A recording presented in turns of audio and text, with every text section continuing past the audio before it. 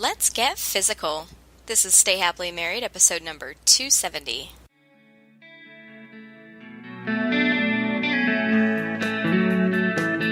Welcome to Stay Happily Married. Happily married. Happily married. Your source for weekly updates on the latest tips and advice to build a happy and healthy marriage. I'm Stephanie Lockwood, and I'm your host today. Welcome to the show.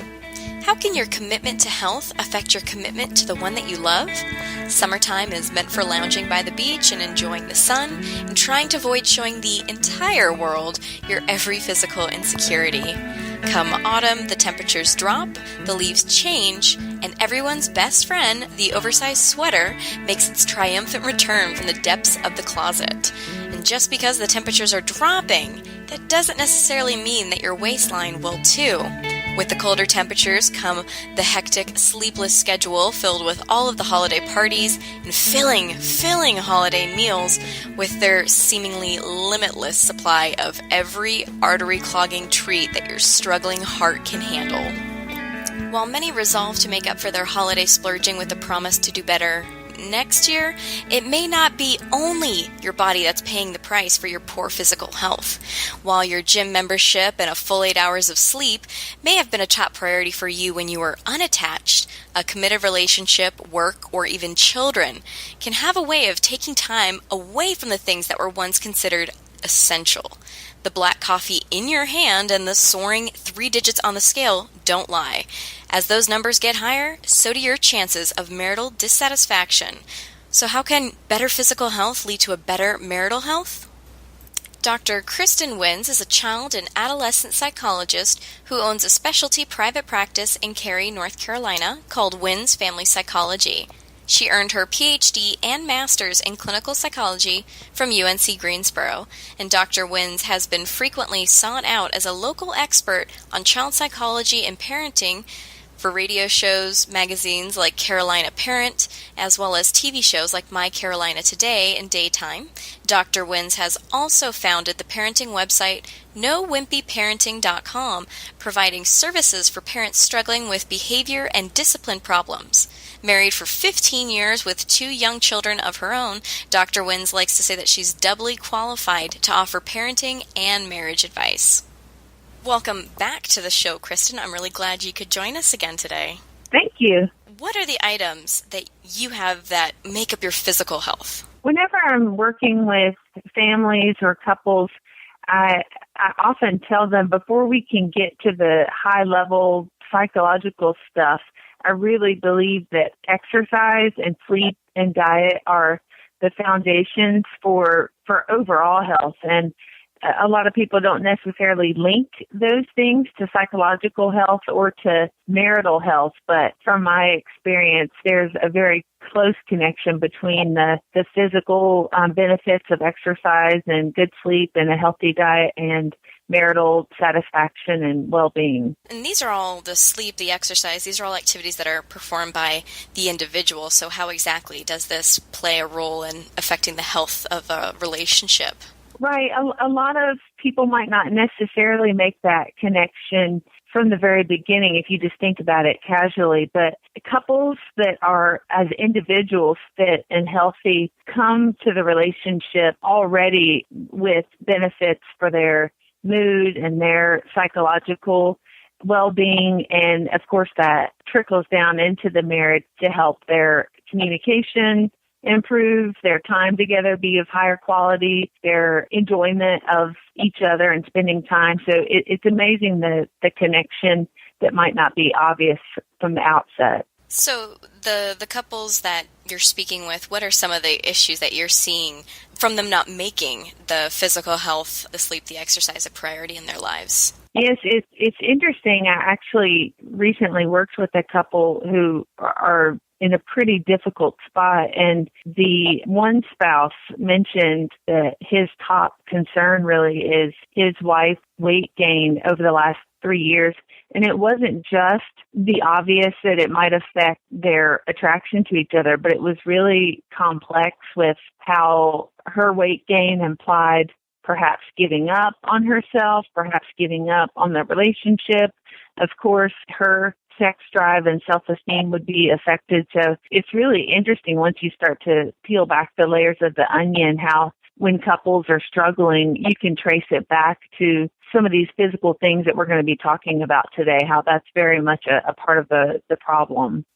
And these couples that you're seeing who are having these issues or finally kind of recognizing what these issues are stemming from, are there any particular trends in terms of the age of the couple or the length of the marriage that relate to this issue at all? I've really seen it as more of the universal issue that any couple can be vulnerable to. You know, there can be young couples that are really neglecting their health and overly stressed, and their marriage is suffering as a result. And sometimes even individuals who don't necessarily look overweight or out of shape, sometimes if you still analyze their habits and their sleep habits and what they're fueling their bodies with and their lack of exercise, sometimes if you really look more of the internal effects of that, you'll see that can't even necessarily base things on appearance. So I find it's really something that all couples need to be on the lookout for.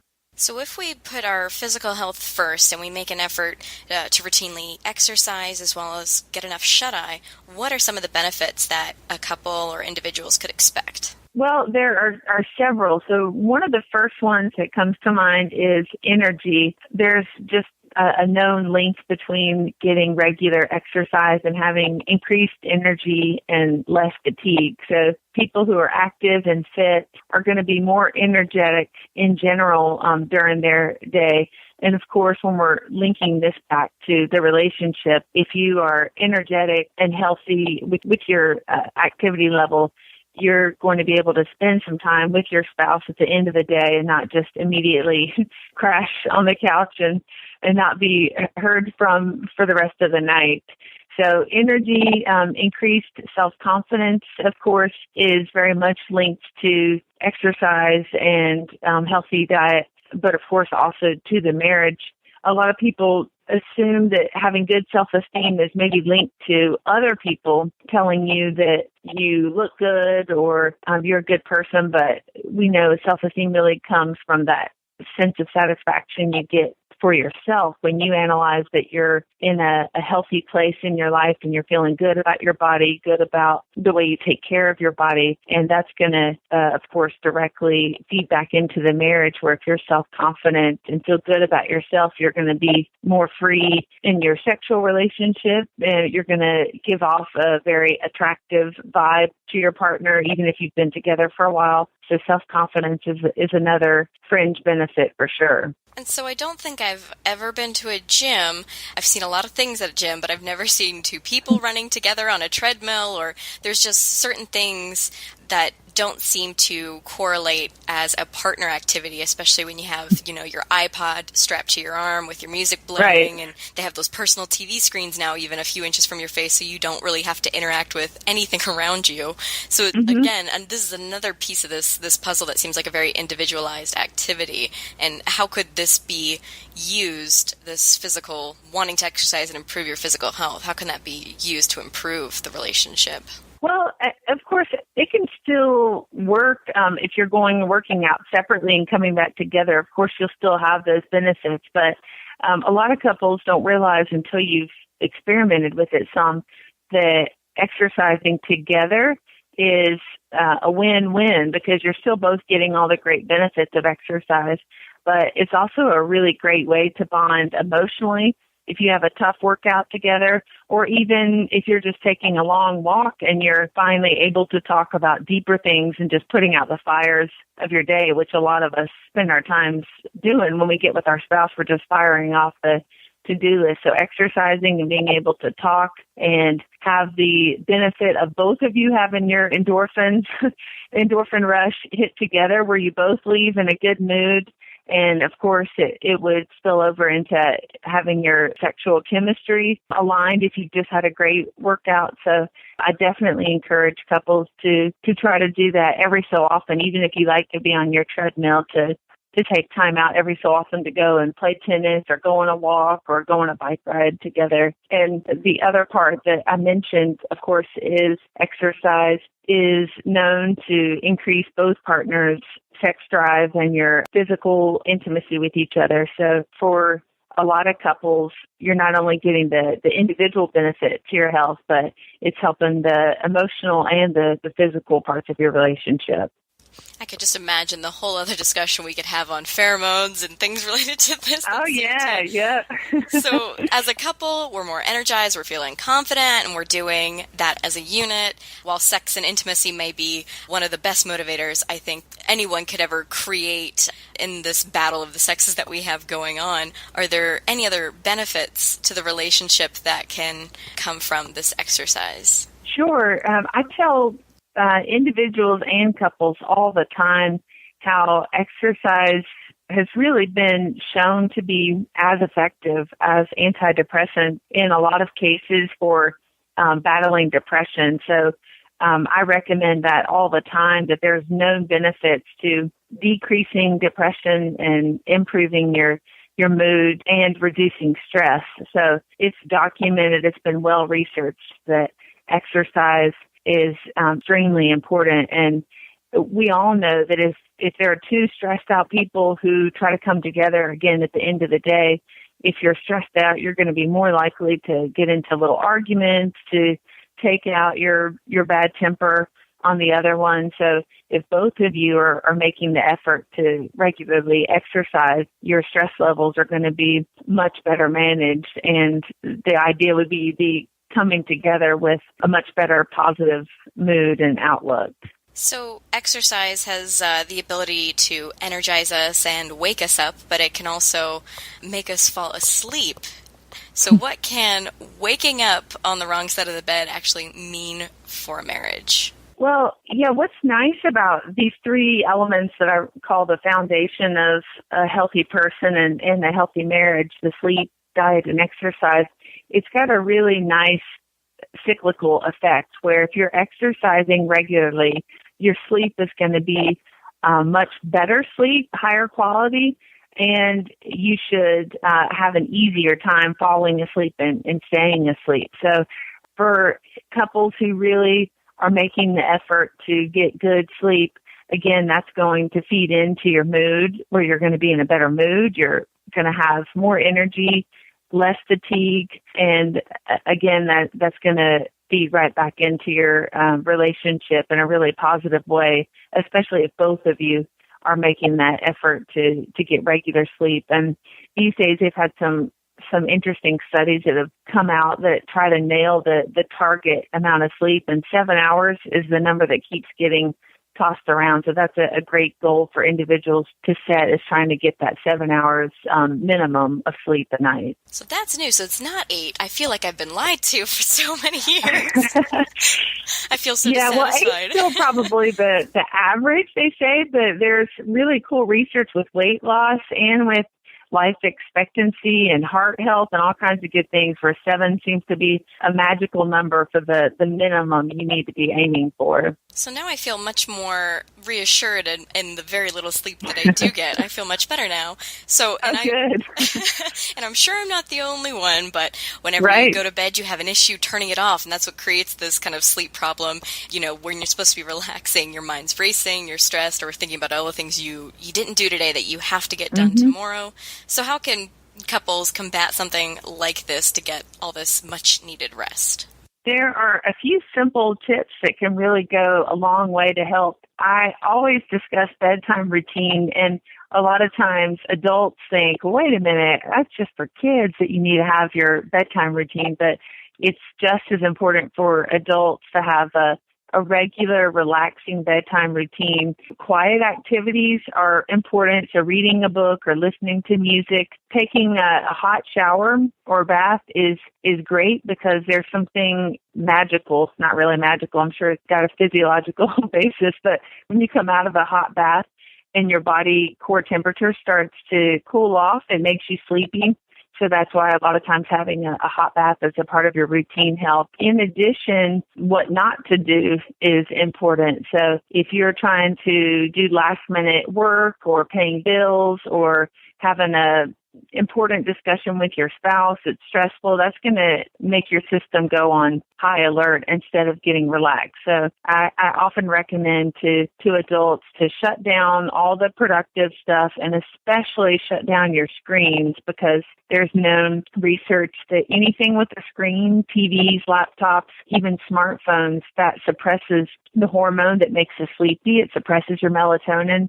So even having your digital alarm clock, the light from that can have the same effect. So I sometimes recommend to adults to turn your clock so that the numbers aren't facing towards your bed. And honestly, that sounds silly, but it can make a big difference in your ability to relax and get sleepy. I guess that's true. You're always looking at the clock, kind of counting down how much time you have left whenever you That's see right. That's right. That is genius.